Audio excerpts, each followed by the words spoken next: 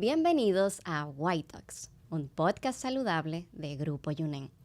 Este mes se lo vamos a dedicar a la hipertensión arterial. Hoy tenemos como invitada especial una doctora que es perfusionista, intensivista y cardióloga, la doctora Mildred Ureña. Bienvenida, doctora. Bienvenida a este espacio educativo, ¿no? Placer de estar aquí y le doy las gracias por haberme invitado. Para nosotros es todo un placer, doctora. Vamos a iniciar a hablar de lo que es la hipertensión arterial.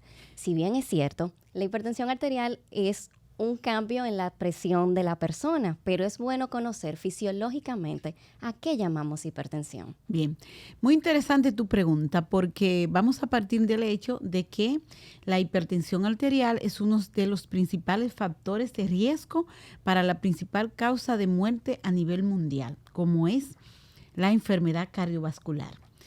Bueno, tú sabes que la sangre circula por los vasos sanguíneos. A medida que nosotros envejecemos, o sea que van pasando los años, esas arterias por donde circula la sangre se van endureciendo y hay otros factores también que influyen y todo ese endurecimiento, ese proceso de aterosclerosis es uno de los principales factores para que aparezca la hipertensión arterial o presión arterial alta.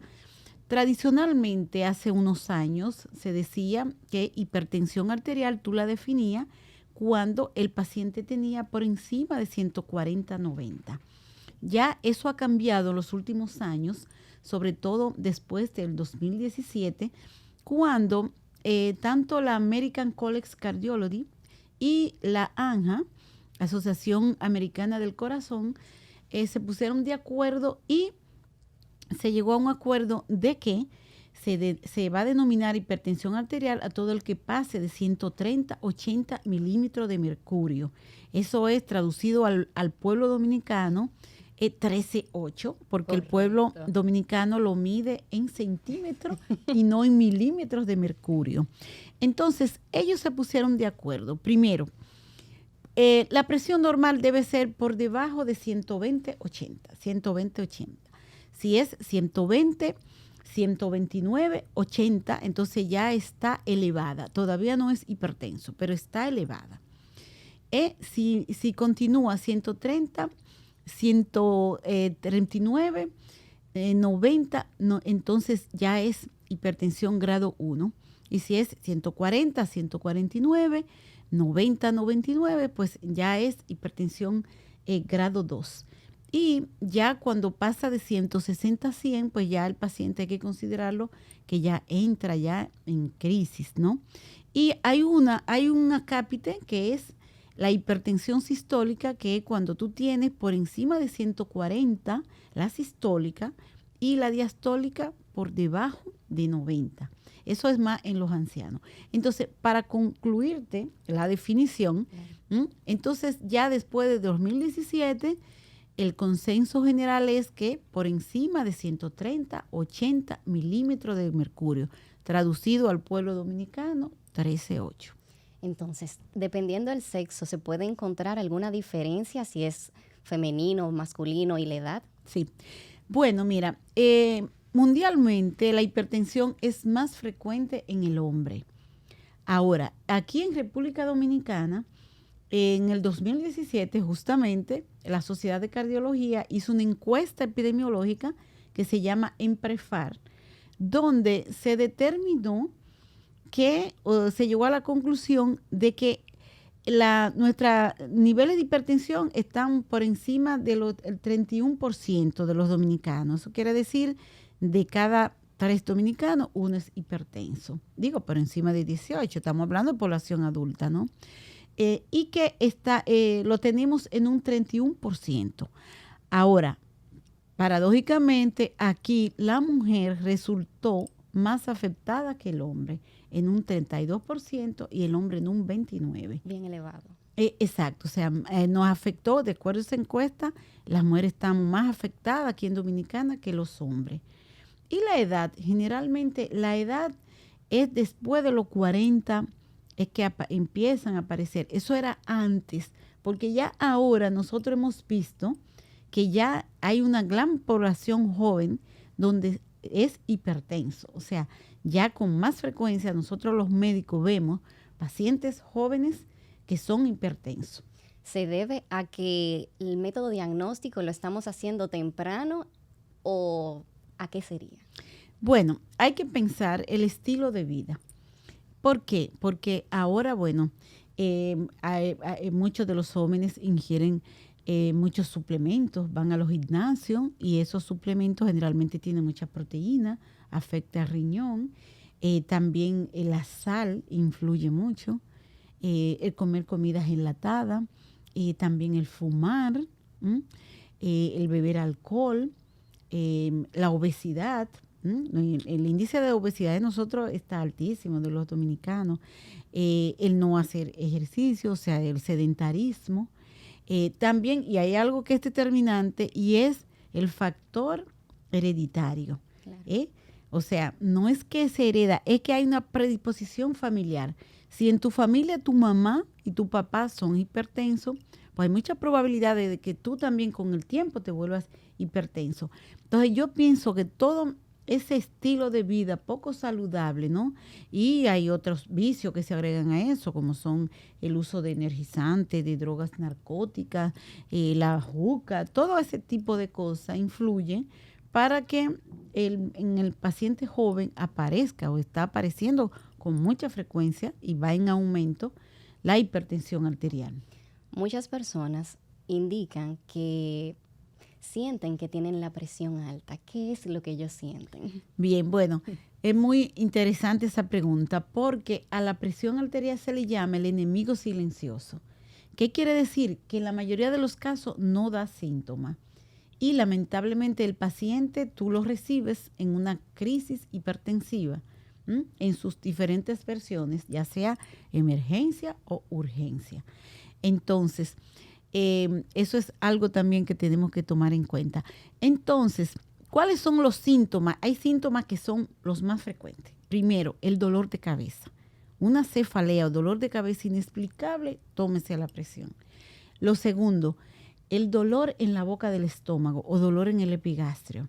Eso ya es síntoma de que está en crisis. También el sangrado nasal es muy frecuente en las personas mayores.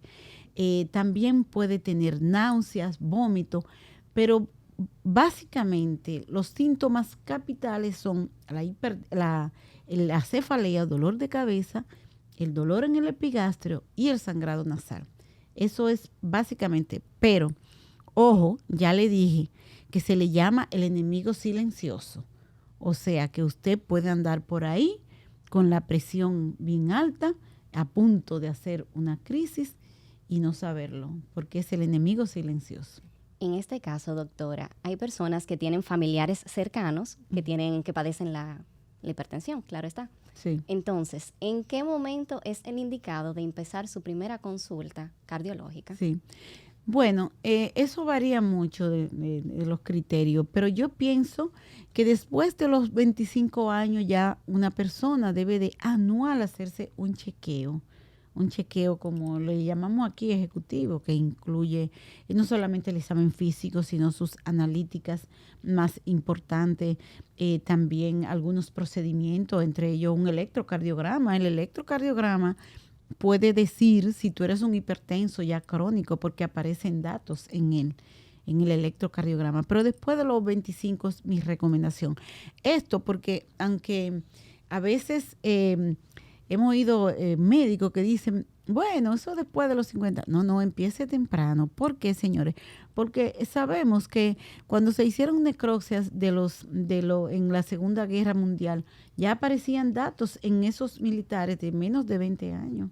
O sea que la arteriosclerosis es un proceso que empieza temprano y que hace su aparición ya después que tiene 10, 20 años. Entonces, vamos a empezar temprano a hacernos nuestro chequeo.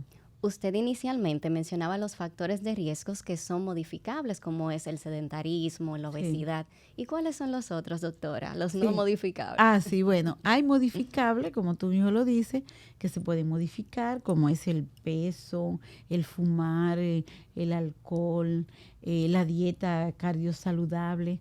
Pero hay otros que no se pueden modificar, como es la edad. La edad no se puede modificar.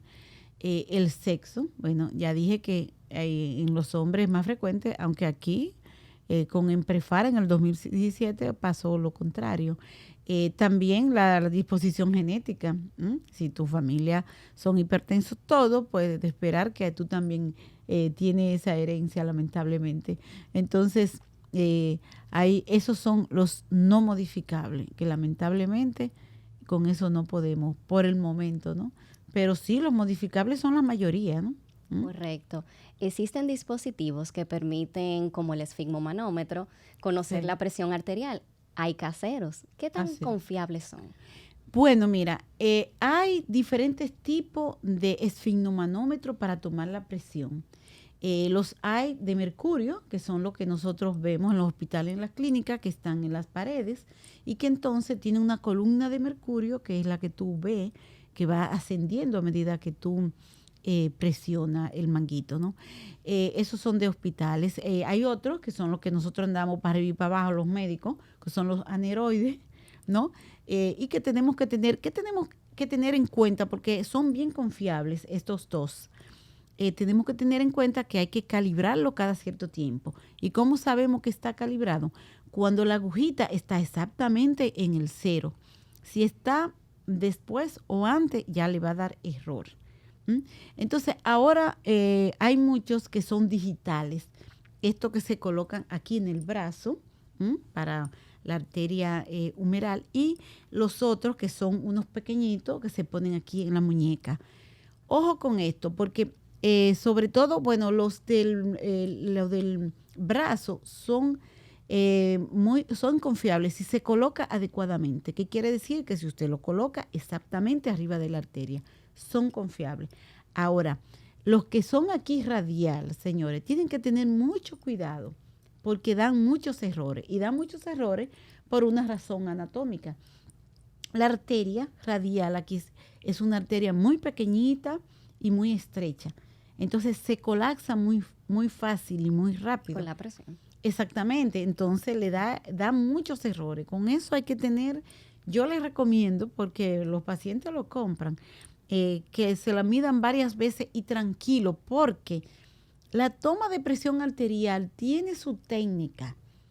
Lo primero es que te dicen un ambiente cálido y tranquilo. Eso generalmente no se cumple. Al menos aquí en los hospitales públicos es difícil cumplir con eso. Y también en la casa usted lo puede hacer. Lo segundo es que el brazo tiene que estar exactamente a la altura de la aurícula derecha. No haber tomado café, cola, haber fumado, no tener deseo de orinar ni de defecar. Entonces, usted antes de tomarse la presión hay que darle un entrenamiento. Entonces, usted coloca su aparatito y tiene que ir bajando a razón de 2 milímetros de mercurio por segundo para que le dé una toma de presión correcta. Y además de eso, algo muy importante, que no todo el mundo tiene el mismo diámetro en el brazo. Entonces, la mayoría, el 98.98 de los esfigmomanómetros vienen para personas de 70 kilos, que es el promedio. Pero hay personas aquí en Dominicana que somos, ya te digo que el índice de obesidad es bien alto. Entonces, hay personas que tienen los brazos muy, muy, muy gruesos y eso da muchos errores. ¿Por qué? Porque el diámetro debe de ser de alrededor de unos 22 a 34 centímetros y en personas obesas puede llegar hasta 44. Entonces, cuando usted está tomando la presión con un aparato que no es el adecuado, le va a dar muchos errores.